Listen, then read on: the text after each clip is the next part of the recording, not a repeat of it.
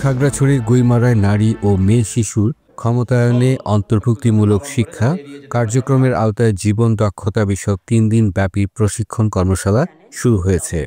জাতিসংঘ উন্নয়ন কর্মসূচি ইউএনডিপির অর্থায়নে এবং পার্বত্য জেলা পরিষদ খাগড়াছড়ির বাস্তবায়নে গত 13ই নভেম্বর সকালে গুইমারা কলেজিয়েট হাই স্কুলের হলরুমে এই কর্মশালার উদ্বোধন হয়। অনুষ্ঠানে প্রধান অতিথি হিসেবে উপস্থিত থেকে প্রশিক্ষণ কর্মশালার উদ্বোধন করেন জেলা মাধ্যমিক শিক্ষা অফিসার মোহাম্মদ রফিকুল ইসলাম। সমাপনী সেশনে উপস্থিত ছিলেন পার্বত্য জেলা পরিষদের monitoring and reporting officer matching Chowdhury. 3 দিনব্যাপী আয়োজিত এই কর্মশালায় গুইমারা উপজেলার বিভিন্ন শিক্ষা প্রতিষ্ঠানের 26 জন শিক্ষক অংশগ্রহণ করেন। প্রশিক্ষণ পরিচালনার দায়িত্বে ছিলেন উপজেলা শিক্ষা অফিসার মংসানু মারমা।